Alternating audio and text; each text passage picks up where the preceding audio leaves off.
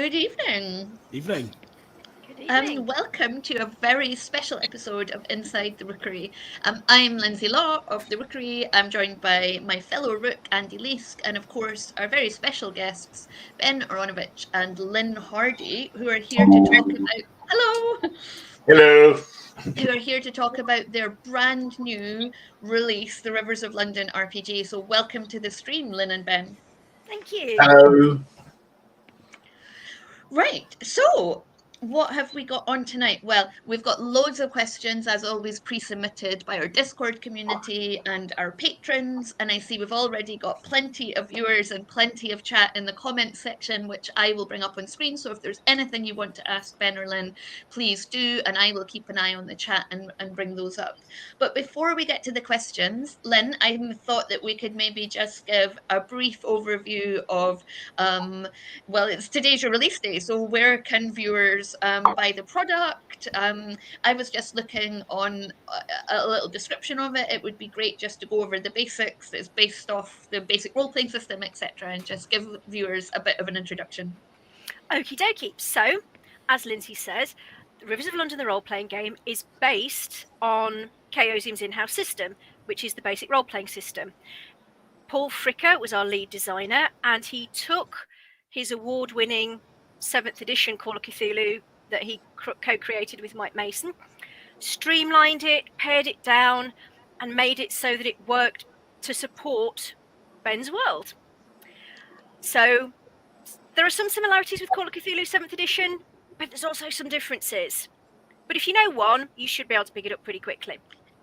And we might get into some of those differences later. Hopefully, yes.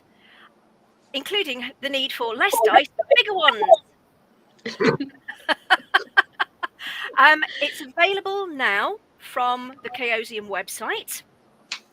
And as if by magic, a link by magic, yay! So if you buy it from Chaosium directly, you will get a voucher for the cost of the PDF that you can redeem later when the print version is released. We don't do pre-orders, but like I said, as soon as the physical version is in all of our warehouses all across the world, we'll tell everyone, and then you can use the voucher from your PDF against the cost of the physical version. I've had a few people already ask me about shipping. Because we do have warehouses on every continent, if you're in Britain, you're not going to have to pay for shipping from the US or anything like that. So, hopefully not too horrific shipping costs. Excellent. It's also available on Drive-Thru RPG, but if you buy it from Drive-Thru, you don't get the voucher for the physical version. Very important. Yeah. However, I'd like to get it from Drive-Thru RPG because I've just realised I get more royalties if you do that. I do note, so I went and looked on Drive-Thru RPG. As of 1727, there was a comment, Dear Chaosium, it would be great to have a high-resolution variant. And at 1822, Michael O replied and said that that's already added to the downloads. So that's pretty good service, I think. Yep, we had it. That was a slight slip.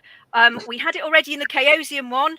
It just hadn't been added to the Drive-Thru one as well. But yes, we do keep an eye on these things to make sure we can fix them as quickly as possible for everyone.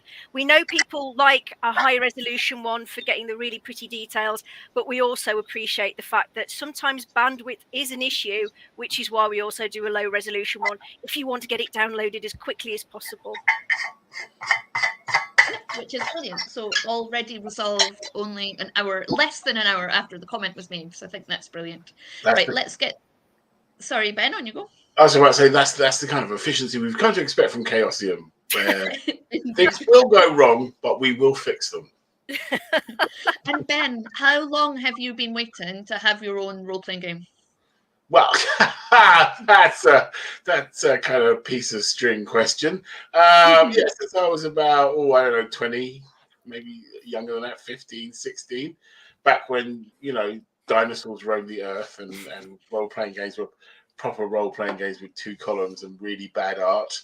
And anyone could make a role-playing game in those days. Didn't have to get any of these fancy designing things. But for the particular, for Rivers of London, pretty much once I started writing it, I didn't really think it was a realistic prospect at first because I didn't know the books were going to be this successful. But once you're successful, you start thinking, perhaps someone will want to make this into a role-playing game.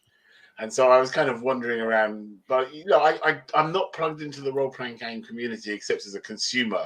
So I didn't know, who to ask. And then I was ambushed in Newcastle, of all places. and fortunately, it was like really weird because my favorite system is BRP. See, I like BRP because I understand what percentages are. I have trouble with kind of like working out how difficult rolling through over 13 plus with a 3 6-sided die is, but I understand 70%, 20%, 40%. Yeah, works for me. So, and I like a skill-based system. I'm not a big fan of classes, and I like a bit of crunch, which Call of Cthulhu's got a bit of crunch.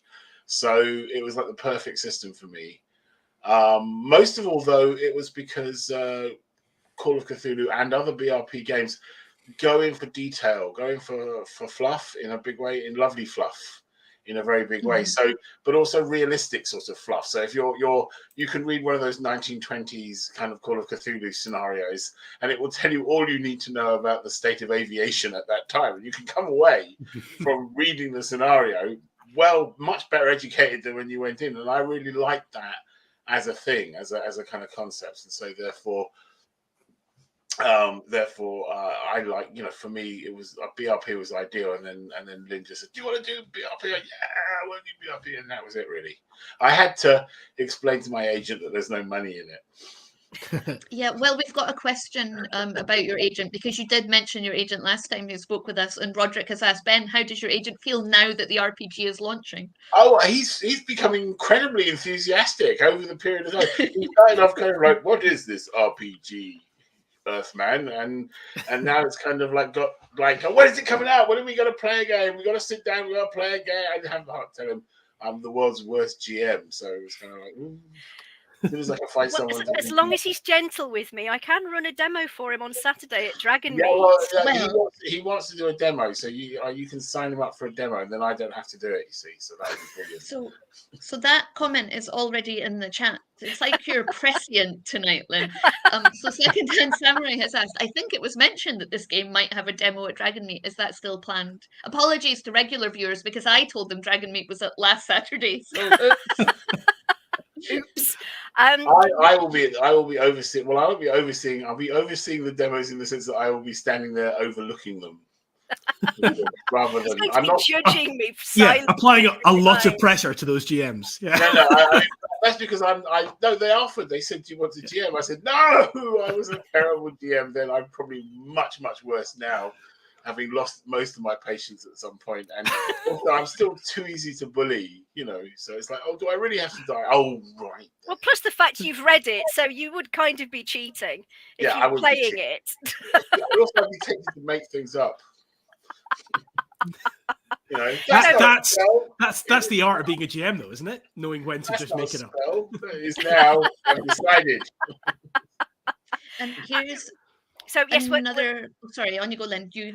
Yeah, so to actually answer that question, yes, there will be demos. I will be running some in between other things, and as far as I know, there is somebody else who might be running some as well. So fingers crossed. Pop by the booth. David Scott, who is our convention coordinator, has all the details. So he will know on the day what's happening, where, and to whom, and by whom. Excellent. So there's another question that's in the live chat. Roderick says, new question for me. He says there's a new question because he pre-submitted a lot of questions that we may or may not get to.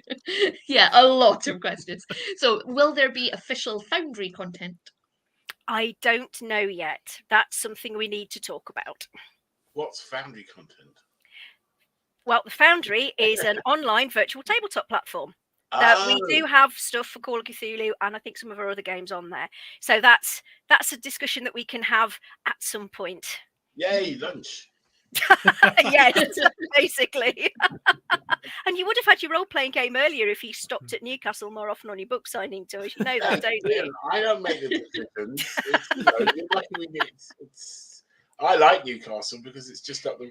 We get off at the station. And you just walk up the road. It's brilliant.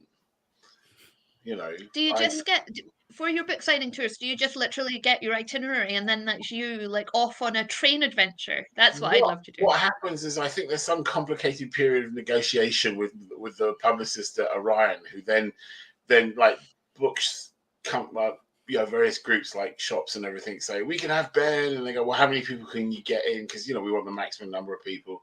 Or can we have Ben come in and do a lunchtime signing, which is usually me, like with 5 people, but I sign every single book in the shop, including some of other people's, Joe Abercrombie's mostly. And and what I tend to do is I tend to go up the East Coast main line, stopping at. And so I do like stop at one city, rush out, sign some books, get on the train, get up to another city where I do an evening thing. Next morning I go, and I sort of work my way up. I either work my way up or I work my way down.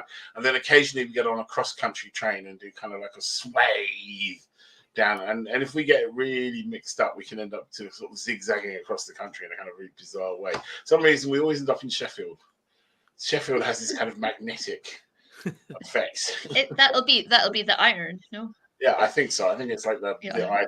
And I want to go to Crewe again, but they never let me go back to Crewe. I want to go back to Crewe. I don't even know if the bookshop is still open. It was very sad, Crewe. I want to go to Crewe. They really need on that note.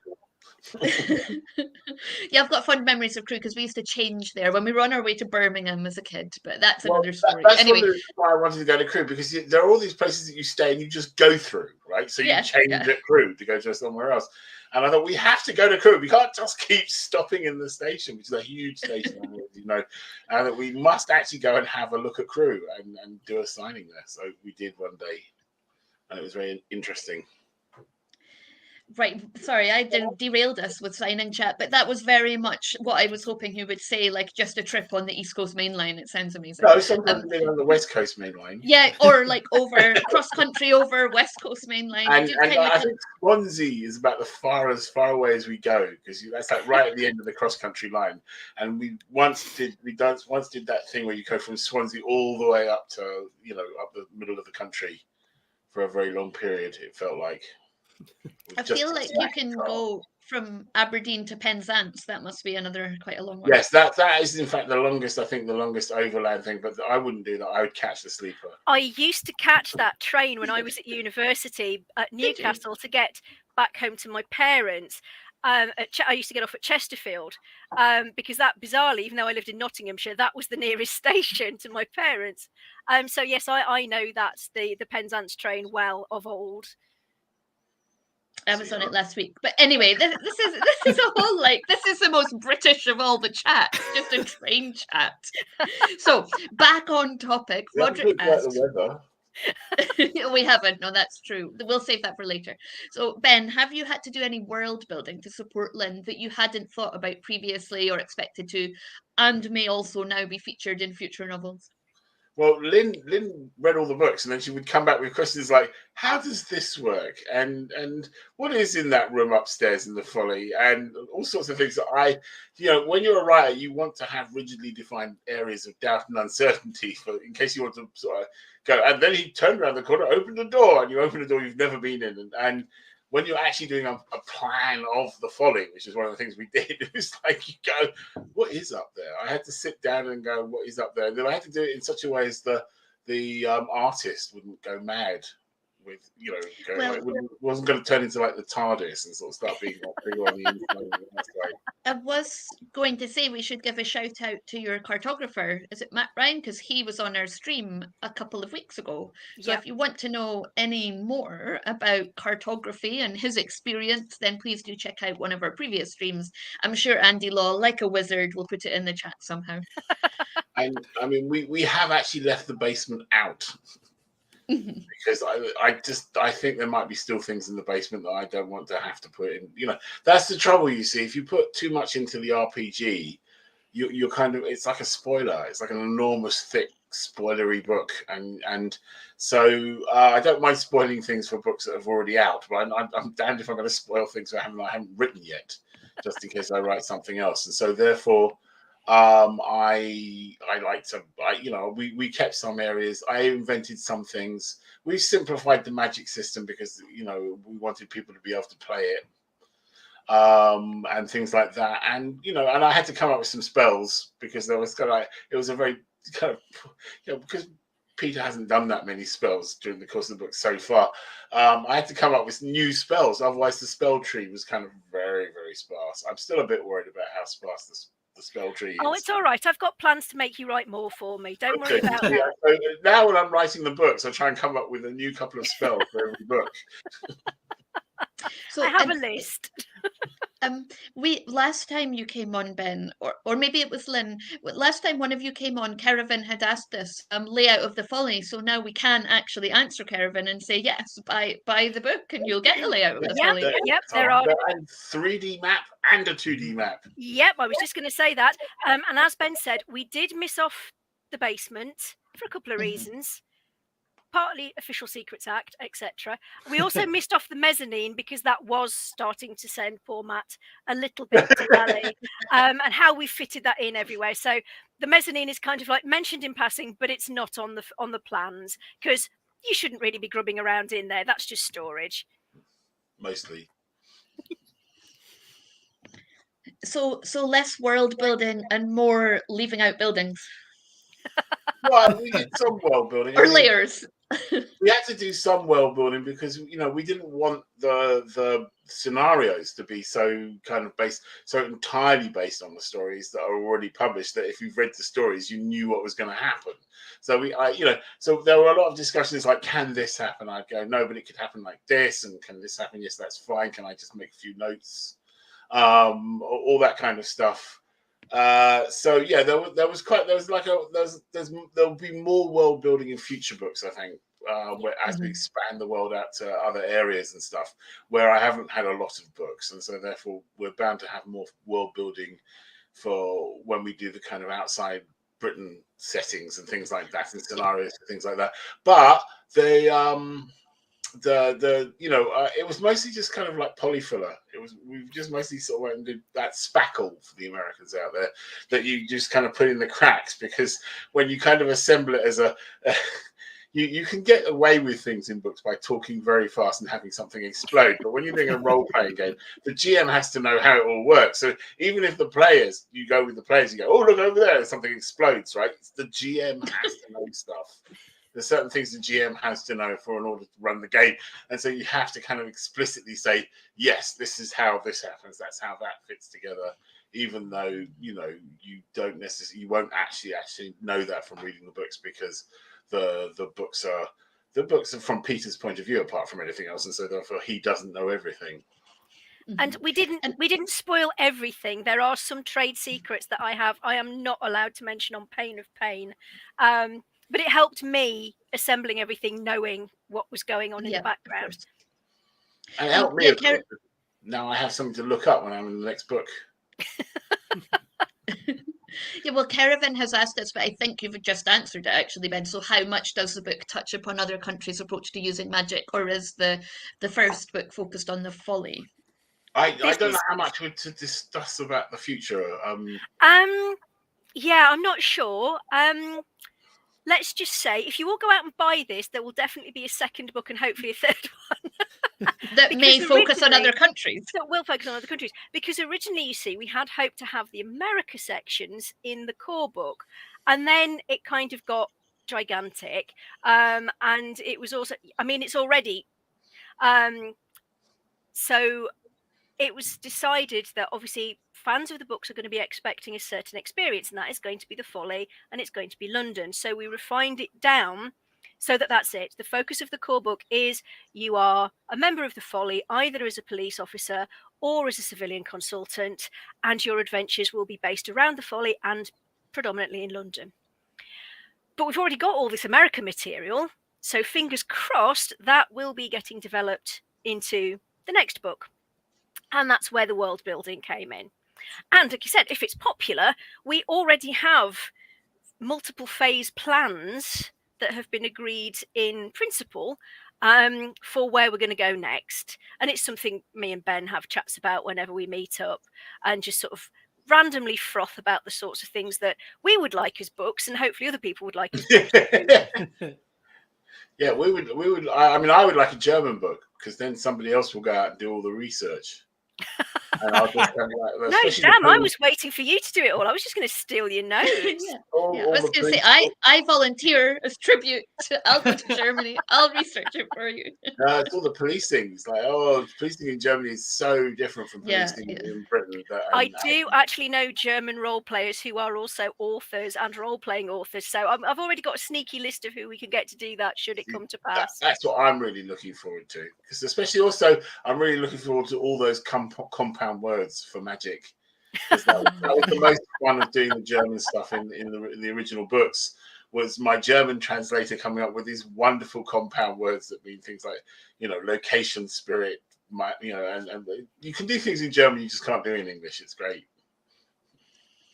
So Gold Snake has asked, other than the spell tree which you've just mentioned, what are some of the main mechanical tweaks you had to make to have the system better fit the Rivers world? And that's actually quite similar to something that someone else asked. So I'll just bring that up to Lynne. As Ben is a big fan of basic role-playing simulation systems, did you have to put your oar in to steer the system away from classic BRP to work better for the settings and the themes? So I like 3 to 18 fractions. Yes, but you're old. You're older than me, so I can say that. I just feel like, I look at strength. You have a strength of 70. It just looks weird to me. Sorry. We did listen to Ben when he made suggestions. He did make some very good suggestions. He also made some terrible ones. I'm joking, though. It was great. I mean, this is why I wanted Paul Fricker involved, because he obviously understands Call of Cthulhu 7th edition inside out. But yeah, we obviously magic in Call of Cthulhu and magic in Rivers is very, very different. So we had to really pay attention to that. Also, combat in Call of Cthulhu can be quite deadly. We didn't really want to be that crunchy and simulationist, so we wanted to evoke the sense of danger that you get if you get into a fight in Rivers. But that's, but it's not desperately fatal. You're going to end up bashed about and hurt, but you're not necessarily going to end up dead. And we've given all sorts of various options for sort of like how you are severely hurt, but you manage to live on to fight another day kind of thing, which is much more like the way it feels in the novels. Yeah, we have I believe it's called a narrative system that, for a mechanical system for allowing people to escape the jaws of death. It's luck. Yeah, we have a luck system. That was quite good because that ended up being allowing us to have like basically two types of magic. Because we have the very well defined kind of Newtonian magic with its spells and which is all about learning things. So it's very much a skill based system. The magic, am I right in saying that? You kind of basically learn the spells the same way you learn skills, really. But the Fae and the Rivers, they all have a completely different magic system which they do in the books, and so therefore we had to come up with something much more kind of free flowing and kind of whimsical. And I think we ended up driving that out of the luck system. And that was one of Ben's suggestions was, well, can we not just use luck for that? And it's like, well, yes, that makes perfect sense. I love the luck mechanic in Call of Cthulhu. It's not optional as far as I'm concerned. I always use it, and it fitted perfectly for this. But also the idea that the more powerful of the demimon can bestow luck upon you. You can get luck from, but only for the kind of purposes that that particular person wants you to use it for. So you can get extra luck points providing you do what Mama Tem says, basically. I like this comment from Secondhand Samurai. I think a roll for NHS skill is a skill you don't find often in Cthulhu flavored games. Well, we don't actually have a first aid skill as such in the way that you do in Call of Cthulhu, because basically you can ring for an ambulance. I was going to say, because they're in Britain, they would just call Yeah, you just 999. ring for an ambulance. Yeah, Yeah. ring for your ambulance. If you have the medicine skill, you can try and patch them up, but just don't make a mess of it because they might die before the ambulance reaches them. Yes. Recovery position, CPR. So everyone can try first aid if they want to. It's more of a narrative tool, as long as they've rung for the ambulance. So the inevitable question, Scott R. Turner, 89, do you have a release date for the physical book? I know you've mentioned 2023. It will be 2023. Obviously, because of the vicissitudes of international shipping, I cannot give you a date yet. We try not to put these things live until it's in all of our distributors' warehouses, so that once it goes live, everyone everywhere can get hold of it. So we'll let you know as soon as we can, but I am not prepared to tempt fate on that one, because whenever we do, something always happens, like big ships getting stuck sideways in the Suez Canal and things like that. Or a global pandemic. Or a global pandemic, yeah, there's that little thing that everyone's forgotten about, yeah. Oh, no. Right, let's have a look. Can I just, before we move on, of course, when you were obviously when you're talking about the sort of layout of the book and how it's grown, it's quite a sort of chunky boy now. One of the things I noticed when I was looking through was I really liked the way you introduced the rules through that sort of solo adventure based on the domestic. Whose idea was that? And do you want to maybe talk a little bit about that process? Because I think it's really clever. Well, that was a twofold thing. Well, I mean, the original idea came from our experience with Call of Cthulhu, because Alone Against the Flames is the introductory solo adventure in the starter set. And we know that works really well for gently introducing people to the world and the rules. So we wanted very much to do that for Rivers. We brought in Gavin Inglis to do it because he's exceptional at doing solo adventures, because they're really difficult to do and make them work. So, I was very, very fortunate to be able to get Gavin involved in this. But it was Ben who actually suggested using one of his short stories, because he was quite fond of that idea. And we thought that the domestic would work beautifully for it, because it is a single-hander. It's Peter. And, Gavin took that, ran with it, added a few little extra tweaks and bits and bobs in. So if you've read the short story, there are still going to be surprises for you. And certainly from all the feedback that we've had, it's doing exactly what we want it to. It's a nice way to introduce people who aren't familiar with the world to the world, and people who aren't familiar with role-playing to the idea of the game. Yeah, I thought it was very clever the way it even basic character gen rules were kind of incorporated into it as well, so that at no point did you hit a... often when you're reading a book, you've got like colourful text, crunch, and it's like there's like a abrupt tonal shift, whereas this very gently dragged you into it, and before you know it, you're neck deep in the rules without realizing that you've made that transition. I thought that was very good. So Gavin did an absolutely superb job of that. Huge credit to him for that. And how mature would you say the game is? So if people are looking for, as many families are now, as the generations kind of meet each other, I think there's like a generation of role players and their children are now growing up and getting in. Well, ours certainly are. Could you, is this a good family game? Would you want to put an age limit on it? What do you think? I mean, I'd personally go probably 12 to 15 up. Because obviously there is violence. As Ben will tell you, these gruesome grannies like to have at least one gruesome death per book. So, there is going to be some of that. But again, if plans pan out, we do have ideas for going younger. But that's all I'm going to say. Yet another reason to buy the book. Yes. Yeah. It's more contingent on people actually buying the book in the first place. Otherwise, even Chaosium are not going to go, no, we're not going to do 8 books on this. But that's nice, isn't it? Because some of the novellas, like the Abigail novella, like feels like it's pitched at a slightly younger age as well. So that kind of would fit. Well, I have a scenario which I'm very pleased with. I have the title and a basic idea of it, which is called "Up to 5 Go Mad in Dorset," which is younger characters. So I'm desperate for them to create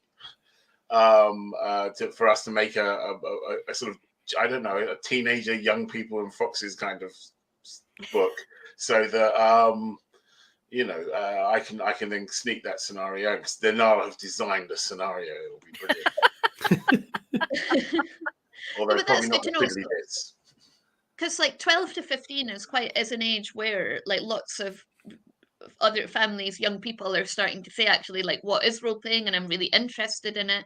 And I think from what you're saying that it's not necessarily as crunchy and not necessarily as fatal, that can be quite nice for people who are having their first introduction to an RPG. Yeah, I mean, obviously, because Ben loves BRP, we wanted to keep that lineage in there, but we have tried to add in narrative elements as well to make it that little bit more accessible for people who aren't ancient gamers like us and are more used to independent storytelling games, or just not gaming at all. I'm not a total grognard. I do occasionally appreciate advances in the art. Even if I Of gaming mechanics. Yeah. There's narrative. In my day, if you roll the dice, you died, and that was it. Very messy. Yeah, in my day, if the GM didn't kill you and get a total party kill, then the GM had failed. Yes. God, I remember that. See, I never really got any of this because my first games were Chaosium games, and that's never really been the point of them. Because you go mad before you die. Yeah. Well, I mean, we only played Call of Cthulhu as light relief between RuneQuest campaigns. So wow. Cthulhu is light relief. That's God. Love it. So Leviathan Wake says, based on who I know that are waiting for this game, it's not just the younger audience waiting for more Abigail and Fox stories. And Hieronymus Blaze says, as an American, I was not familiar with Rivers of London until Ben's first interview here. I am now on book 5. I particularly love the audible.com editions, and FYI, I've just bought the RPG book from Chaosium. Thank you, Hieronymus Blaze. I can see a weird synergistic situation where people buy the role-playing game, people in America and abroad buy the role-playing game because it explains quite a lot of the British policing stuff in the role-playing game, so that they're not going, what the hell does that mean? Because we have slang translations. We do. All sorts of useful things. But this is the interesting thing, because over the course of the year, the number of gamers I've had come up to me go, well, I've not heard of the books before until you said you were doing. So I've gone out and bought them and I've read the lot. And it's just like, yay, Ben's agent will be very happy. Yeah, my agent will be very happy about this. They are incredibly Moorish, if that makes sense. As novels. Yeah. Once you read one, you very much want to read them all. I mean, I have a lot of sympathy. I like nothing more than finding an author who's written 14 books and finding the first book and going, oh, thank God, there's 14. I will not, be bereft in about 6 weeks. And then you get to the end one and you check it, goes, the next one's coming out in May. And you're like, I can't wait until May. It's not fair. Roderick says he's read them all in the last. Look, guys, slow down. It takes me a while to write the bloody. Yeah. We see if they've read them, they can then go and listen to Cobner doing an amazing job of reading them aloud. Yes. Haha. That's my secret. Or if you're learning another language, you can buy them in a different language, and because you'll be familiar with the books, they'll help you with your language learning. That's a thought. It's true. Yeah. German translation is particularly good, I'm told. Have they been translated into Norwegian, asking for a friend? No, No, it's me. Norwegians almost never translate British books. I know. They all speak bloody good English, and so they just... And it's not a big enough market for them to be worth it, them translating non-Norwegian books into Norwegian. And also, I feel they probably feel they have enough depressed detectives already without importing them from other countries. I was pretty excited when my daughter came home and said she'd been in the Oxfam bookshop with her best friend and she had bought me a book. And I was like, what book have you bought me? She said, I have brought you The Lord of the Rings in Norwegian. I was like, you are amazing. Because she found them. I love the idea of the Norwegian. I heard some of the Pratchett translations were very, very sort of clever, translating the puns into other languages and stuff like that. So I'm sometimes I'm in contact with my translators, and it's always really interesting you get an insight into their culture when they ask you questions like, how does this translate? We do not have this word in, French or German, and then we have to come up with a different expression or something because they don't have the same expression. Yeah. And I always like that. And the fact that the German books get a third larger, that's my favorite bit. The German books actually get like a quarter of the size. They get extra size. They just grow in translation. It's all the clauses and things, isn't it? I loved German when I was at school, but yes, everything kind of gets a lot longer. Yes, you can't have all these hanging clauses like you can with English. Yeah, I'm using Norwegian as a bridge into German, because Norwegian is like, you get like English and then you get Scots and then you kind of get to Norwegian if you push a bit more. And then I'm going to kind of like head south, and I've already started to do Duolingo German. It is much easier than the last time I tried it before I knew Norwegian. So basically you're top skipping tip. across the Orkney. Yeah. I've gone up to Orkney. I would have learned Norn if it was not extinct. But yeah, no, I've gone straight to Norwegian. The Orkney. Yeah, I'm always surprised. So when I've been doing, so I've now my daughter and I now search the charity shops for books in Norwegian, and I'm always surprised by that, by the names that they change and the names that they don't change. And when like Baggins isn't Baggins, he's like Secker or something. But then like Gandalf will say Gandalf, and I find it quite interesting. So Gezeitenspinner says, I'm German, can confirm what Brick's books become in translation. Roderick says, I've got Hitchhikers in Bosnian, but I never got very far in. Not massively useful everyday language. Well, that depends on where you are. Yeah, I'm sure it's quite useful in Bosnia. Yeah, and Arna Salberg says, I'm so looking forward to trying this. I presume he doesn't mean Hitchhikers in Bosnian. I'm presuming he means the Rivers of London RPG. So I suspect I know the answer to this. Lazy Cat asks, if you were chatting to someone who really loves RPGs but hasn't read Rivers of London yet, what would you say to them? Would you tell them to read Rivers of London first? Would you tell them to buy the RPG and then read Rivers of, like, Well, I'm biased. I'd say buy the game first, because the basic premise was, at most, we would have expected people to have read the first novel. But not even necessarily that. And obviously the domestic introduces you to the world, and then the character creation gives you a bit more information and takes you through that. There's an entire chapter on British policing that you can use as much of as you want to. It's just there to give context for people who don't know, because, obviously we've kind of absorbed a lot of it growing up British, but even so, there's some interesting things I find out I wasn't aware of, and things change over time. And hopefully there's enough in there for people who aren't familiar with the world to actually pick it up and run with it. But of course, I'm also going to say buy the books, because they're great. They're an entirely fun read. If I hadn't picked up the books and enjoyed them, this game wouldn't exist. Especially if you're American, because I can plug something here. Especially if you're American, we have just re-released the because we bought them back from the original publisher in America, the first 3 books. And we took the opportunity to re-release a nice cleaned-up version with all the typos that really annoy people taken out. Personally, I don't notice typos myself, but there you go. And sort of slightly cleaned up versions. So they're really nice and pristine now, with almost no spelling mistakes in them. I do now have to go and put in the errata, all the corrections for the books. Now I have to have the word formerly Midnight Riot in the US. Yes. Yeah, because it's now called Rivers of London in America as well. It's available as a Kindle, and we might put it out as a print on demand, or as actually print some copies, depending on what the sort of demand will be. But there's no excuse, and it's not that expensive. I liked I like the thing that has what British officers do with the E's. I can't remember, like engage, and then the 4 E's, the 4 E's, because as I was reading them, I was imagining like situations I'd observed, or police officers I've seen in news report or on TV, or experienced myself, and being like, oh yeah, they do that. Yeah, I can see now, like which one of the E's that they were doing at that point. Yeah, and this is the tonal shift between Call of Cthulhu and Rivers of London, because of course people who play Call of Cthulhu, particularly 1920s America, are used to going a bit gun bunny. which isn't really something that works tonally in the UK. So that's, why we've got a lot of that support material in there, because it is a very different mindset and it's a very different setting. It did make me think it would almost do double duty as like a Line of Duty RPG as well, if you really wanted it to. So.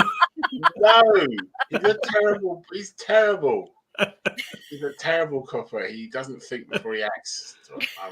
But that's good though. You could then catch him out as a GM and punish him for not following. You know how to catch him out for the things he does wrong. I mean, they're all bent, right? That's the thing. They're all bent coppers. I was very disappointed. Lots of jargon, authentic sounding jargon. If you want the two really sort of really gritty kind of accurate cop shows are The Valley, and I think there was a sequel to The Valley, and what was that one about the two women in Manchester? Oh God, I've forgotten their names now.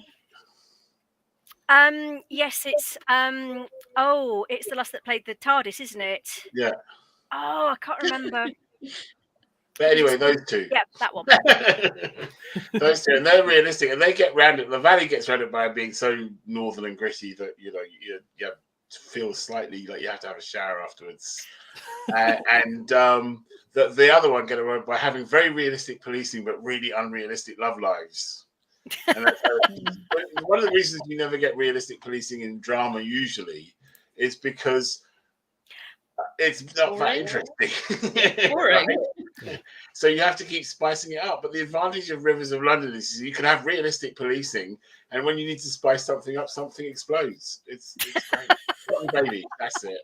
Yeah, Scott and Bailey. What about like Life on Mars? I mean, obviously, in the end, No, that's Life not on Mars necessarily realistic. Massive, terribly unreal. Except for the 70s, which was even worse than the depicted Life on Mars. Well, that's what I was going to say. So I can't speak for the legitimacy of the police stuff in Life on Mars, but when I watched Life on Mars, I found it a really valuable like wake-up call for how society has changed since the 70s, with some of the stuff that was just like everyday normal sexism, racism, like really quite awful, that slowly but surely had changed. But when you looked back on it, you were like, oh, like I didn't quite realize that was the experience that my mum would have had if she'd been. Yeah. So when you watch an episode of The Sweeney and you're like, I mean, and people really did used to walk into crime scenes and clomp around and, and pick things up with their fingers and stuff. It was My husband's uncle was actually on the flying squad during that era. He had some stories to tell. Yeah, and they used to walk around with revolvers. I mean, they used to literally and they used to have terrible storage as well. Like they used to sort of slap them down in their lockers. Yeah, and I mean, I'm biased now because I got taken around a German training. I nearly said training camp, which is not really the right word. Training center and German policemen get like 2.5 years of training. It's a ridiculous amount of training. And they took me to the gun people, and the gun people they had this whole kind of routine where every time they picked up a gun, they would check it was the breech was empty, and they would hold it down, and it was kind of like a little ritual thing, and then they would show it to someone. It was like show, and it makes you think, that is, you don't see that on TV very often. You don't see people actually do that, but actually trained people handle their equipment like that, and trained police officers do things a certain way because that's the way they're trained, and so therefore, but you don't see it in television. And one of the things when I was writing the books was I deliberately forgot everything I'd ever seen in television, because when I was writing the character, I was thinking, how do they actually do it? And I got quite a lot of it wrong, but I got some of it right. And then I got famous enough to ask people to help me, which is even better. And you managed to have quite a self-deprecating narrator as well, who is regularly saying that he gets things wrong. So that gives you a little bit of wiggle room too, doesn't it? Yeah, although it's really funny when people go, oh, he's incompetent. Like, you have no idea whether Peter is incompetent or not. Yeah. But he says he's incompetent quite often. He himself says it. So, yeah. He's kind of like, that's that kind of problem that I've noticed that you have with Americans. They sometimes don't understand the level of self-deprecation that goes into your average English conversation, your average British conversation. And so therefore it's like, oh, you hate yourself. No, it's actually a humble brag. Okay. Just think of it as a humble brag I'm so brilliant, I can be self-depreciating. Someone said that to me in London when I was at a conference in March this year. So I had on like quite beaten up Doc Martens at this conference, and the person stopped me. And after I'd been doing something, and they were like, "You must be really good at your job." And I was like, "Excuse me?" And they were like, "Because of your Doc Martens." And I was like, "Thanks." Like, okay. Well, that's one of the great advantages of being a writer. You see, no one expects the writer to turn out well. I just came out. I spent most of my time in my house. I don't have to dress up. So, according to a friend who's a DC in North Yorkshire, she thinks Peter, suspense while I find the second part of the comment, is spot on. Well, the nicest thing anyone has ever said to me is that someone came up to me at my one of my first ever book events after the book had come out. And she came up to me and she said, "My dad has been in the Met for 30 years, and he says he's worked with every single one of the police officers you've portrayed in the book." And I thought, thank God for that. So that was fine. And I thought, well, given that one of them was Seawell and the other one was Stephanopoulos at that time, I just thought, my God, okay, I thought I was exaggerating. Fine. So we've got another question from Goldsnake in the chat. So given how Rivers is so steeped in London's history and culture, how much of the CRB talks about that versus the more supernatural / detective parts? And how did you choose to balance that element?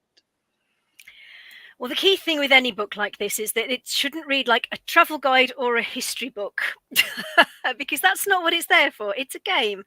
So obviously we do have to carefully look at that and balance it. Because it's a core rule book, obviously the focus is in a large part on the rules and giving you the framework to actually play characters in that world. But the London chapter was written by Lucia Sachanovsky, and I apologise for mangling that pronunciation. And she knows London really well. She's written all sorts of books about witchcraft and occult London and goodness knows what else.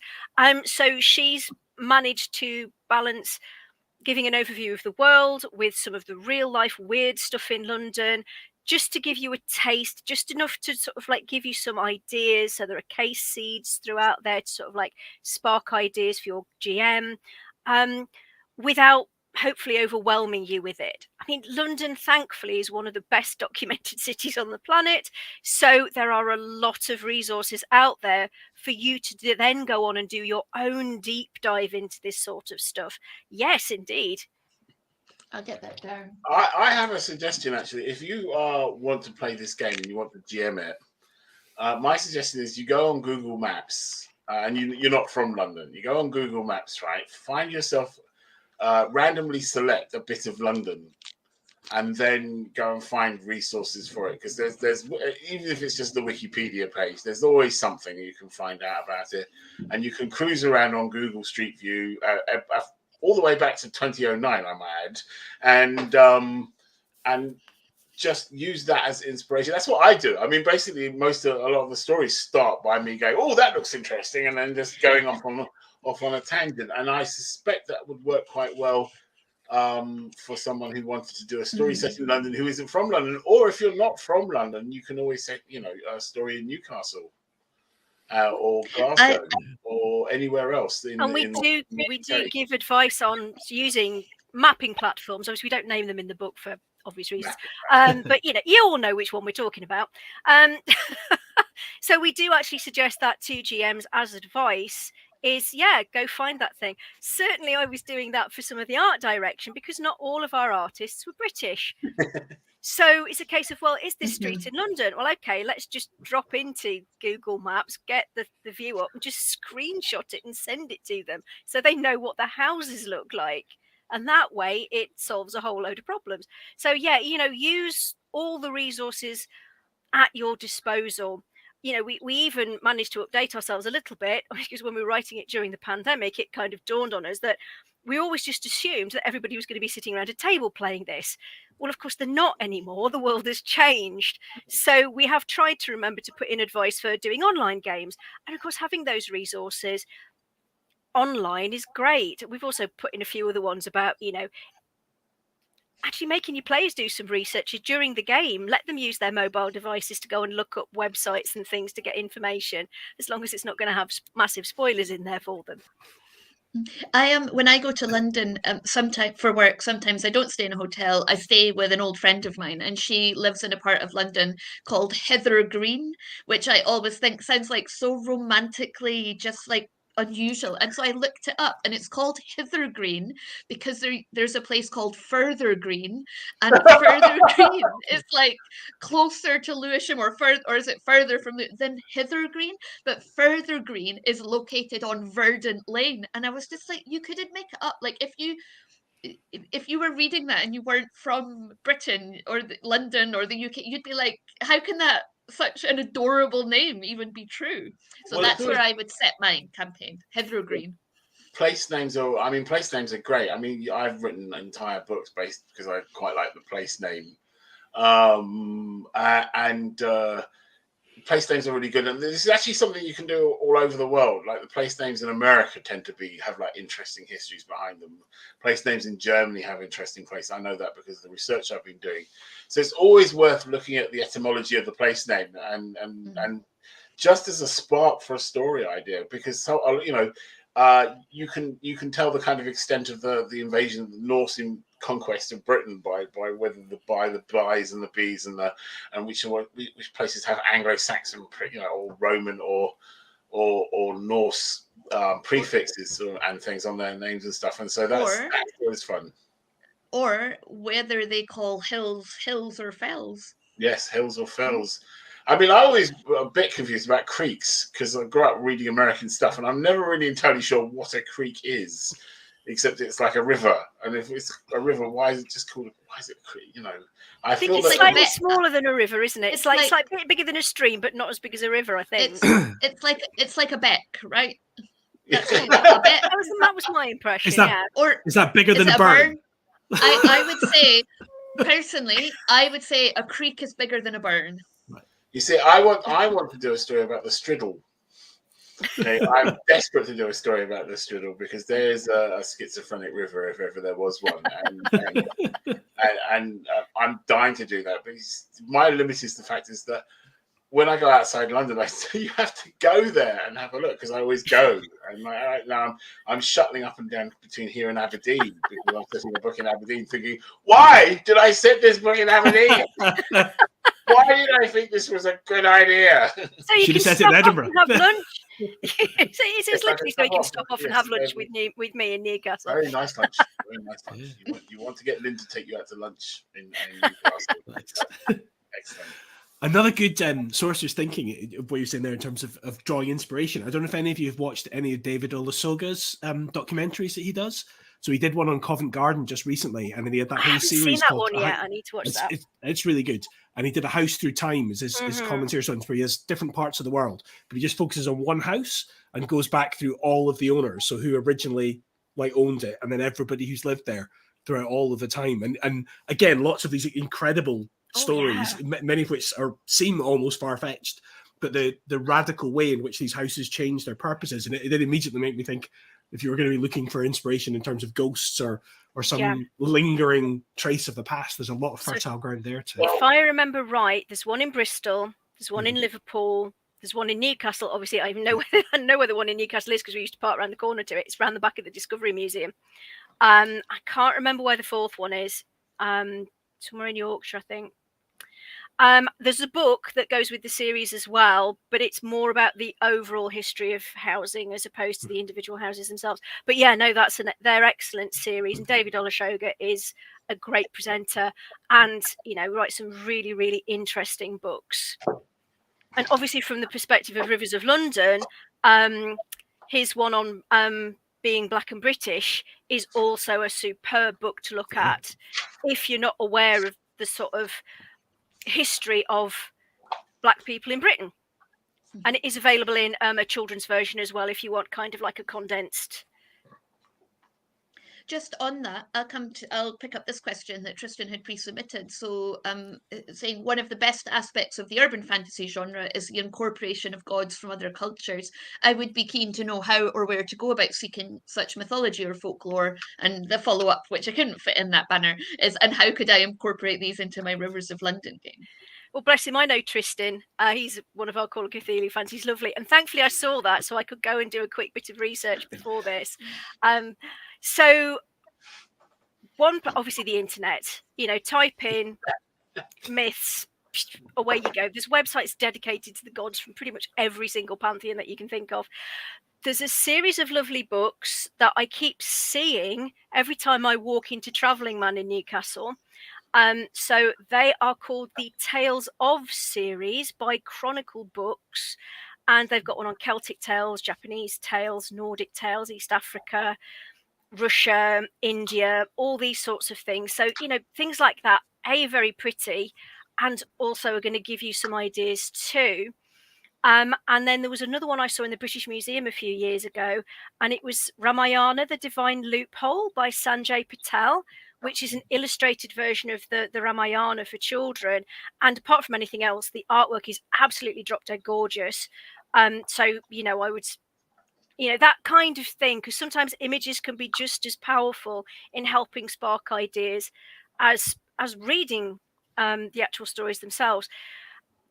So we also, because one of the reasons I wanted to use Ben's short stories in the core book as the basis for the solo and the introductory adventure is to also kind of give you a sneaky lesson about how you adapt written material into a scenario. So we've got a few more pointers in the book as well about that too.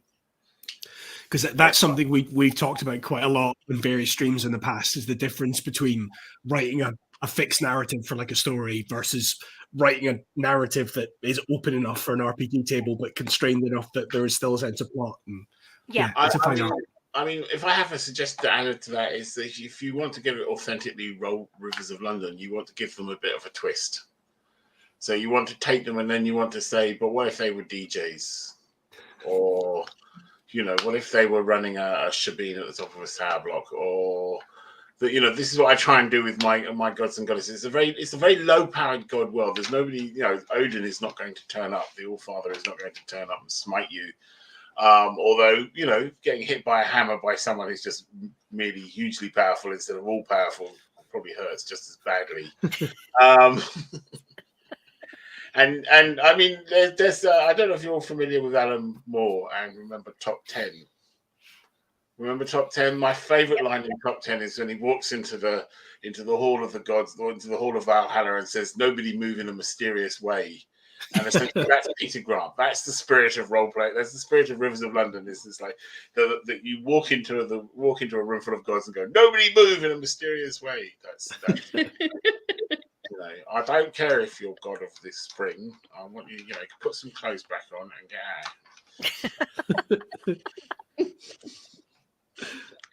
Seagull, what does Seagull? For myth and folklore, there's lots of crazy esoteric books on cultures, myths, etc., especially from ancient civilizations.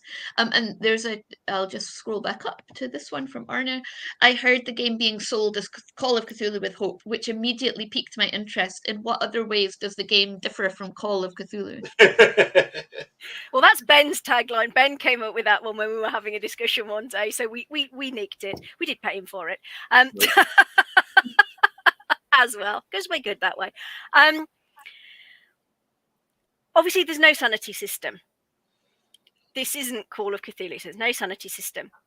But you are going to be affected by some of the things you see, but we've handled it differently. It does come up in the books, so we wanted to reflect that too. But it's not quite the same. You don't have hit points as such. You are hurt, bloodied, and down. We try to abstract it so that you weren't having to keep scribbling things. So you're going to be ticking little boxes to see how hurt you are if you do get into a fight. Like you said, we've already mentioned the spell system's a bit more defined and isn't automatically going to send you off the deep end. But if you do it wrong, obviously, as you know, if you've read the books, there are consequences. So we had to make sure we got those in there too. We It's streamlined. Go on. It's more amusing on purpose.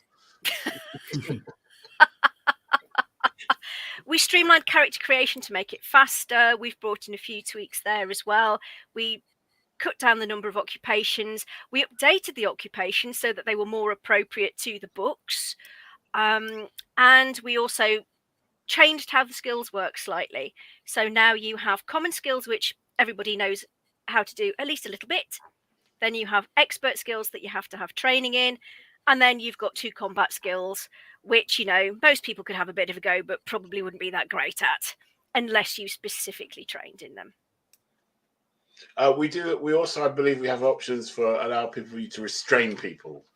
There's more Yes. emphasis on being able to restrain people, so you're not trying to kill them. Yeah. You're trying to subdue them. So there's much more emphasis on subduing people because it's a police story, you know, and set in Britain. You're not supposed to kill people all the time. Yeah. So that's kind of, if you know your combat maneuvers from Call of Cthulhu, we've kind of shifted them front and center in terms of, as Ben says, knocking people down, restraining them, stopping them from doing stupid things, basically. I think that's another thing that makes it good for people who are starting roleplay too, because I think sometimes it's that immediate escalation into violence and murder is quite off-putting when you're just starting roleplaying. You're like, really? Do we? Is that really how we have to resolve all our problems? I don't think it's the immediate escalation to violence and murder. It's when your first character dies. Usually, that's the big shock when you're doing roleplay for the first time. You go, I'm dead. That's me. I'm dead. I mean, let's face it, though. Quite often, it escalates to arson, then murder. Yes. So Caravan asks, are there NPC profiles in book most interested in knowing more about Ollie? There are. We don't go into too much spoilery material because obviously spoilers. But yes, we did. We statted up almost all of the major NPCs that get mentioned in the books. There were a couple that we kept back. So if you want to see them, buy the book. It's not So we get the blackmail money anyway. So no, we did most of them. So yes, Molly's in there. Kim Reynolds is in there. Peter Nightingale, Harold Post-Martin. You know, so a lot of the familiar faces are in there for you to use as NPCs. And there's a follow-up, just a comment. Usually you end up in a tavern brawl and the tavern accidentally blows. We've all been there. I should stand up for Peter here. It's like most of the times the building has collapsed, it wasn't his fault. He's got this unfair reputation for property damage, and I would like to point out that he didn't set the place in Covent Garden on fire. That wasn't him. My brother once turned up in a town in Texas, rolled up at the hotel, took his phone out, turned across the street, started filming, and the building across the road fell down. But in his defense, it was during a hurricane. So just a follow-up to that, Sarah has asked, can you talk about the difficulties there were when turning characters and stories from novels into fitting characters for an RPG? Like, did you stat them up? Like, was that hard? I didn't stat them up because I don't understand enough about play balance to stat things up. Mm-hmm. You have to remember they're designed to be workable NPCs within a game. And so therefore you can't just have Nightingale comes in, demolishes everything, the end, right? So you have to stat them up. And you have to make a kind of a best guess at kind of like the average expectations people will have for the stats and what you think they are.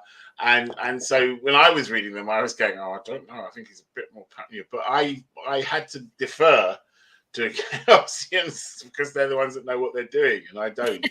So and so you're always going to get an approximation, and people are always going to read. I mean, I do it when I'm reading NPCs in other games, and sit there and go, "No, that's not what they're like. They're obviously much more powerful." Or what? Only 70% in Europe? I'm sure she speaks it more fluently than that, and things like that. So you have to accept that the stats are going to always be a kind of approximate to the kind of average of the idea of people have. But the blocks, the text blocks that go with them should be as accurate as we can make them, except for the, as I said, little clearly defined areas of doubt and uncertainty that I asked to be kept in, so that there's still some surprises left. And of course, the whole point is that once you get the game, if you want to change those percentages, please do. You know, make it fit the world the way that you see them. These are guidelines. They're there as starting points.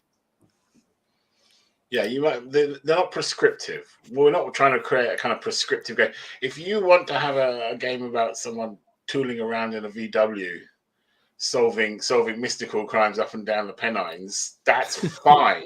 It will be covered by this game. You know, you'll be wasting quite a lot of the police material that we spent hours and hours and hours and hours working on. But hey, you know, you do you. Don't worry about us. We just work really hard. But at least they can use it to make sure they don't get arrested. Or if they do something really stupid, the GM can get them arrested for doing it. So, that's true. So you are being arrested on such and such an act. When is the rule book, so to speak, set? Like, technically spring, late spring 2016, so just after False Value, because that was kind of the last book that came out. And also it's the last big one that we've got currently on the license. We do have the next couple of novellas on the license, so you know, provided the next couple of books go ahead, there will be bits cropping up in there from those. But also because that gave us the entry point, because Ben brilliantly had already written Into Lie Sleeping, which was great because that was when I ambushed him in Newcastle, the Folly expansion document, which gives you the grounds for having your own characters as part of the Folly. So that's why we put it there. It's because technically your player characters are going to be amongst the first cohort that get drawn in under the Folly expansion document. But again, you can set it whenever you like. If you want to run a contemporary game, by all means do. If you want to run it in different places, by all means do. We do have some information on that in the book as well. It was because I noticed when I was having a flick through that it talked about it, and if you speak English with received pronunciation, that's called the Queen's English. And I thought, it's probably the last time I'll read that in a book. Yes. Yeah. Yes, I've had to put a note on an article for next year that, you know, please don't change this in the edit, because when the game is said, it is the Queen's piece. You know, it won't flip over for a few years until, you know, the novels kind of get up to speed, get up to, you know, well, it's contemporary now, but won't be by then. Levian. Yeah. So just to go back to they take your stuff and they do what you want with it. Leviathan Wake says that is the job of the GM. Thanks for the rules. I now own them and they are mine to do with what I wish. Absolutely. Exactly. I've just recognised the picture. Hi, Mark. Oh no, this one from Roderick. So just on that talk of BMWs, how long until the expansion where you get to be a haunted BMW comes out? There's nothing to stop you in the basic rules coming up with being a haunted BMW if you can think of an interesting thing to do once you are a haunted BMW. Just drive around. You could recreate all of the plot of Knight Rider in England. I think yes. If sold. Yeah, the VW microbus can be, you know, its own personality of its own. Although I would have made that an NPC myself, because then you can use it to be the GM and make snarky remarks every time something goes horribly wrong. Oh well, just leave me on this windy road all by myself. If I come back and I'm missing my wheels, come back and I'm on bricks, that'll be on you. Oh, well, we talked a little bit about this, but let's just go back to it. So what role does the police force play in the game? Will the players mostly be magic cops, and is it centred around police work? Well, that's up to them. They can be magic cops if they want to. They can be civilian consultants. Thankfully, Ben wrote in a lot of very interesting civilian consultant type characters that we've been able to riff on. Predominantly, yes, it will be centered around police work. Again, if you want it to be, because that's what the core novels are. And that's what fans of the books are going to be expecting. So that's what we wanted to deliver. But there's enough rules for you to play how you like it, really. Yeah. And of course, if you buy this one, we promise to bring out extensive rules for other scenarios in the future. Promise. Like you say, that's probably that's the default. You would expect someone who's invested in the series to want to play. That's what they'd be looking for. Yeah. But the whole idea is that, as Ben says, the rules are flexible enough and there's enough of them there that if you want to do something different with them, then you can do. I mean, the thing is you're not going to buy this series to want to play Call of Cthulhu. Because, and then you import a sanity system. The next thing you know, you're playing Call of Cthulhu, but I don't know, but with a more sudden death system in it. But it's designed to be flexible. I mean, it is BRP. One of the things about BRP is it's a very flexible system. It's very flexible because of its simplicity, its core simplicity.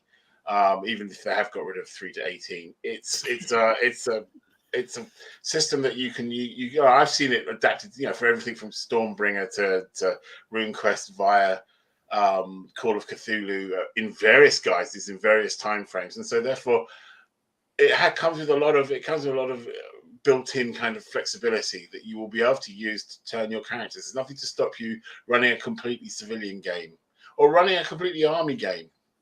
And if you want to do if you want to have military magic cops, that's fine. You can have magic red caps. Just to come back to the trains, you could have British transport police magic cops. You can have a haunted train as an NPC. I'm not going to say anything about that because I've always wanted to do a haunted train story and I haven't got around to it yet. Ooh. Exciting. I remember one of the Famous Five books revolves around what they think is a haunted train coming out, but it turns out obviously not to be because it's the Famous Five. Down on the moor. It's like some criminal who's taking stuff out of a mine. I don't even know. There's a really good Call of Cthulhu scenario where you're on a train and it keeps shifting through time periods, including like quite an alien time period. And I can't remember. I think it's in Fearful Passages. And I've always wanted to nick that idea and do something with it, to be honest. If I can find a way of completely erasing the serial numbers off it. But if you look at something like, there's a couple of really interesting, like in Green and Pleasant Land, there's the canal one. There's some interesting stories that you could do. You could just lift some of the kind of low power Call of Cthulhu scenarios out and run them. The stats will be compatible, I believe. Fair enough, with a little bit of tweaking, but it wouldn't take much. Government work, and so your investigators can become cops, or you can run them as civilians, and you can draw from those. You can draw from, there is no reason why you can't draw from some of those kind of scenarios with all the background information you get. Or if you really want to, you could probably run a folly set in the 1920s at the height of the folly, using some of the Call of Cthulhu scenarios as a basis, or the London source book, or all the other materials you get from Chaosium for Call of Cthulhu. You could run quite a good folly when it's all young men, of a certain class with moustaches and top hats, and the range will be. And we will try and expand that. I mean, I'm sure at some point we will start doing things like the Folly 1920 or something, or the Folly Achtung Nightingale. Something like that for that kind of thing, because I think there will be a demand for that kind of a story once people have kind of bedded into the basic idea. That's always been my feeling, because that's why I play role-playing games. Damn it. And a flashback structure would work really well for that as well. So, we do talk about flashbacks as well. Have a flashback, see that villain in the past, and then come back to dealing with the present. It's really interesting because someone's already set up a Rivers of London role-playing game group on Facebook, and they're already discussing which Call of Cthulhu scenarios they could adapt across. So, you know, GMs are magpies. That's the They are. bottom line of Yeah. it. So, I mean, the beautiful thing about actually running a game as opposed to writing a book is you're absolutely allowed to steal things out from anywhere. Yeah. Right? Providing you don't write it down. You're good. Don't try and sell it. You're good. You say, I can't do that. I'd have been ripping off Call of Cthulhu scenarios left, right, and centre if I thought I could get away with it. Yeah, so Well, Scott lives in Cardiff. He's going to look into including setting it inside the South Wales Police. Yes. Leviathan Wicks sounds good. He was planning on setting it in York, although that is more so I can make fun of my mate who's in York is a very good. I mean, you've got the the landscape, but you've also got the ancients and another old city goes back a long way. York would be a very good city. yeah. I particularly like walking along the wall. That's my favourite about York. It's a shortcut. and you know, Lincoln, you've got the Lincoln Imp. Who knows what that actually is? Or Nottingham with all those bloody caves. Dungeons and Dragons in Nottingham. I like Major York Oak. as well. Like York as well, because the Minster's really near the walls, and there's all these kind of like really interesting statues and things on walls in York that I can just see have a real like mystical Or feel to them. Edinburgh, because then you have the Scottish Enlightenment would have come along at the same time as the growth of magic. So you're probably, there was bound to have been a very strong magical tradition in Edinburgh in the 18th and 19th centuries. You've got with that old town, new town dichotomy. Yeah, with the old town, new town. Absolutely. I always said that first time I turned up in Edinburgh and I looked at these elegant 18th century squares, and then I looked up and there was bloody Minas Tirith sitting at the top of the hill. And I went, my God, Ian M. Banks makes so much more sense now. Absolutely. It's just that contrast. Just like, okay, now Ian M. Banks makes so much more sense with those kind of tunnels that go underneath things. Yeah. Aberdeen's like that. It's got all these bloody tunnels that go, roads that go under roads. And you just think, every time I see one of those, I think, but what's living in the corner? Edinburgh has got one, that it was like a sort of clockwork railway. It wasn't, but like it goes down from Princes Street down to Cannon Mills through a tunnel, and you can still see the end of the tunnel, and you can just kind of peer into it. That. I'm gonna have to go look at that next time I'm in Edinburgh. Yeah, basically the train would like come down to the bottom, and then it would be like wound back up again, essentially, as I understand it. There's tunnels in Newcastle like that. So there's because obviously I think there was, if I remember rightly, there was a coal mine on the town moor, and to get the coal to the river for shipping, they dug a tunnel all the way from the top of the hill down to the quayside, and it's in the Ousburn Valley. And if you're lucky, you can actually get to go on tours of the bit of it that survived, and it's great. But almost every city of any antiquity, or any town of any antiquity, has aspects like that are just waiting for you to turn into a scenario. Or a story. I would turn all of these things into stories if there was 5 of me. But now what you've done is you've given that power out to all the GMs of the world. To do it for you. The only reason I haven't done a story in all of these places is just I just don't have the time. I don't have the time, to do it. Otherwise, I love it. Everywhere I go, I go on these book tours and I go to these places and I think, wow, look, there's caves. There's caves under Nottingham. What's happening in those caves? And things like that. And every time I go there, I just have to plod home, going, "Oh God," with a notebook full of stuff, thinking I'm never going to get it all in. I think is it Childs and Co. is the bank on Fleet Street in London that like is owned by NatWest now, but used to be Childs and Co. And if you go in there, they've still got like the original guns that were used to protect that bank in a riot that happened on Fleet Street. And if you go down into the basement, like 2 layers down, the floor of the basement is actually the original paving stones of Fleet Street, because when that building was built, the street itself was like 2 stories lower than it is now. Yeah. He's getting his notebook out. You know that. If you just message me, because I can probably arrange you a tour of that. It's fascinating, and that building has got so much in it behind in all the archives about Fleet Street. It's really interesting. Yeah. And it's like Seattle, because when I was over there a few years ago for OrcaCon, if you go down to the lakeshore in Seattle, it's the same thing. You can actually go on tours under the current street to where street level was. And of course, it's just built up, and you can actually wander around under there at Pioneer Square, and it's great. Same with that, with the High Street in Edinburgh as well. Yeah, I was about to say, I'm fairly certain there's like a street under the street in Edinburgh as well. Yeah, Mary King's Close, the sort of tourist attraction one where you can go down. But Andy Law and I used to work in the Games Workshop, which used to be on the High Street just there. And we'd go down in the basement. When we first worked there literally was behind the shelves just a piece of chipboard that you could move. And you could just get out into the tunnels, and we didn't go because it was full of asbestos. So we were like, we'll just keep that up.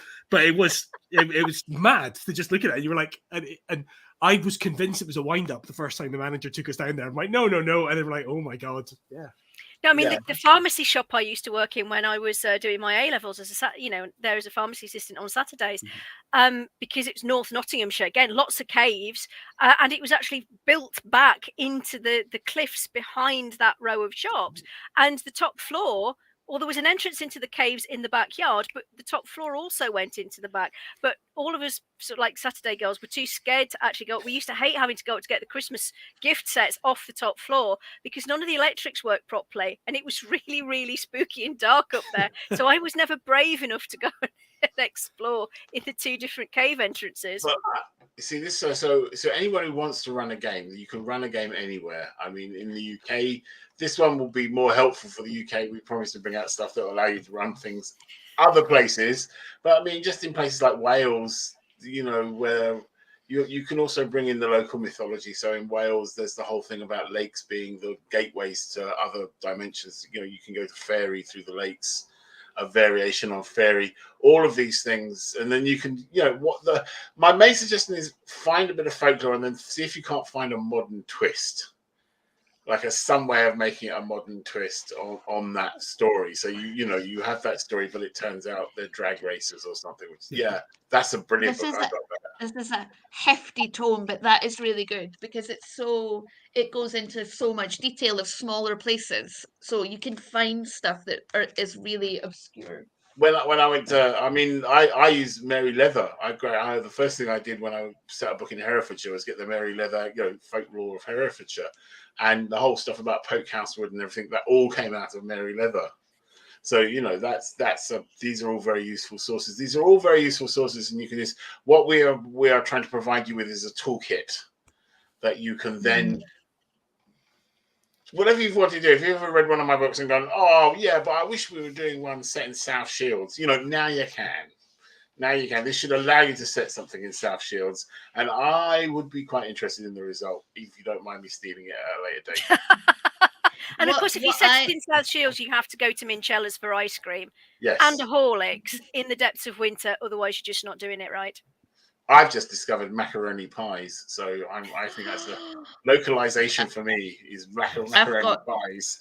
I've got some in the fridge. I got them yesterday in Lidl. It never occurred to me that you would put macaroni in a pie, and as soon as I had one, I went, "This is genius. This is going in the book." I'm gluten intolerant, and that's probably what I miss most. Oh, if you want to talk about that, Ben, ask some of your German friends about chip butties. Our German friends were horrified at UK Games Expo when we introduced them to the concept of chip butties. And it was like, so you want carbohydrate with your carbohydrate? Yeah. Yes. With a little bit of fat in there as well. Yeah. Yeah. A chip butty is the best thing after you've gone swimming. I don't know if you have this word for the thing you eat after swimming, but where I'm from, and it's called a shivery bite. So you have it just after swimming, and it has to be a chip butty, or it's just not right. This is something you get 44 degrees north, isn't it? When you have a shivery bite after you've gone swimming, because you come out shivering. Yeah. They don't have this in the Mediterranean. No one ever gets out of the Mediterranean going, "Oh, I need a shivery bite." Give me some focaccia, quick. Yeah. So when you mentioned, I'm just thinking of all these Italians eating chip butties now. So Roderick has asked, Lynne, has there been anything you've learned from Ben about the Rivers of London world that's not going to end up in the RPG but was still exciting as an added bonus to making the game? I think you mentioned this earlier. Yeah. Yes, but can you tell us any of it? No, I can't. I am absolutely sworn to secrecy, which is painful. I mean, I haven't actually read Amongst Our Weapons or the last 2 graphic novels yet because I'm saving those. And well, I mean, I can read them now. Great, the book's out. Because I have a semi-eidetic memory, so I have to be very careful about what I'm reading when I'm developing things because stuff can accidentally creep in. So yeah, no, I've been desperately waiting until the book was locked and out the door, and there was pretty much nothing more I could do with it. So no, that is my treat over Christmas. I'm going to take a nice long rest, and I'm going to read the stuff that I haven't read yet. But yeah, there are secrets, but no amount of gin and tonic is going to get me to spill them. She did have access, which I'm going to say this so that people will be jealous of it. She did have access to the next 2 novellas. They're great. The next 2 novellas are written, and for various technical reasons, and for other technical reasons, they own the novellas. They bought the license to those novellas, but not Amongst Our Weapons. I don't really understand how that works, but I have an agent for that. And it's because what was available as a list of what you'd actually sort of talked about all these different things, and somebody'd compiled them into a list. So when we were putting together the original license, I just went through it and added everything that was on that list to the license. Also, the novellas are quite crucial to expanding the world outside of London as well. So I felt that the novellas had to go in because of that reason. So, so she knows all the secrets about the novellas now. Yeah, they're great. I thoroughly enjoyed them. Excellent. See, I hate it because I really, really want to talk about the novellas and I can't for another 2 years. Yeah.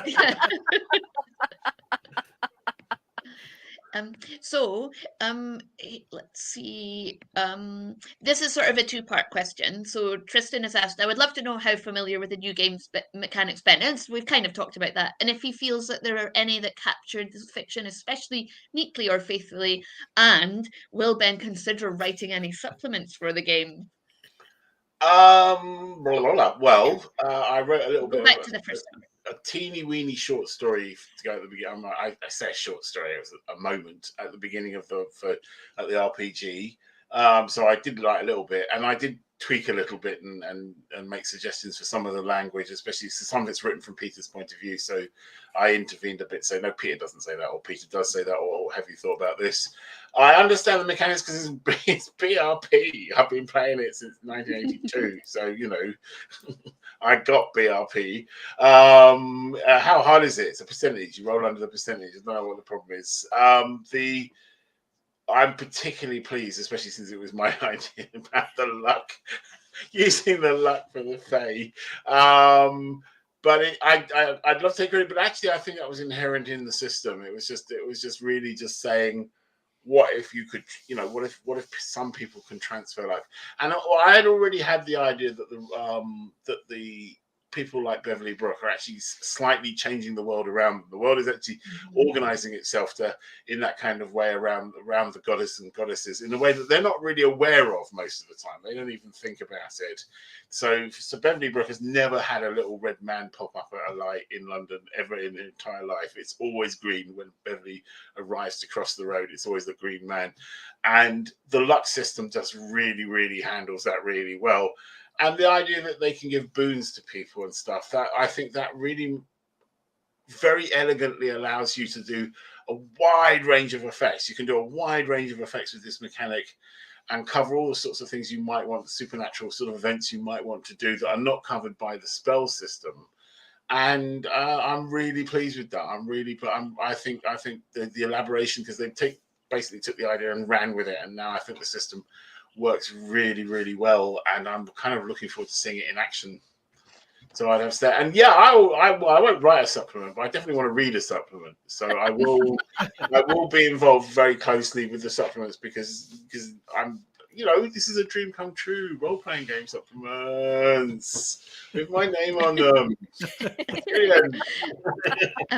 And I think so. We're going to come right back to where we started. We know the answer to this question, Lynn. Roderick has asked, "What RPGs are you going to play next?" Well, Lynn, you are going to be at Dragonmeet. I am going to be at Dragonmeet. I am going to be running at least one, if not two, games of 50-minute demos of Rivers.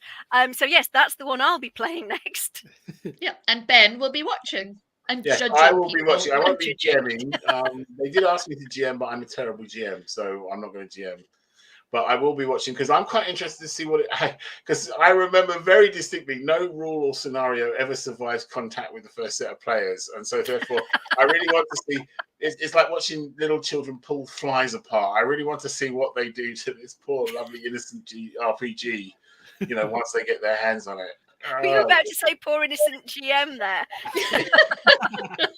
They rip your arms off. That ship sailed long ago. So on that note, that we've reached the end of our stream, so you know what to do. Go to the link that Andy's put up in the chat kindly for us and is on the screen there. I'd just like to say a big thank you to all our patrons who make these streams possible. To Chaosium for kindly agreeing that we could have this chat, and for Ben and Lynne for giving up their time this evening. So thank you so much for coming. It's been really good to talk to you about the new game. Thank you very much for having us back. Yeah, thank you. And it's so much all. more fun than actually working. So I just like to point that out. Hooray! So good luck with the game's release. We've given you all the links, so please do go and buy it. And if you're at Dragon Meet, do look out for Lynne and Ben at their booth on the weekend. Until then, thank you so much. We'll see you on this Saturday, where we're speaking to James Wallace about his new book. I had this all in my head 1 minute ago, and then I was thinking of this like really clever acronym, GBGEM, Greatest Board Games Ever Made. That is James's new book. So please do join us on Saturday. Yeah, on Saturday to talk with James about that. Until then, thank you so much, and speak to you soon. The only thing I will say now is "Coco" and good night. Bye. Bye, everyone. Bye. Take care.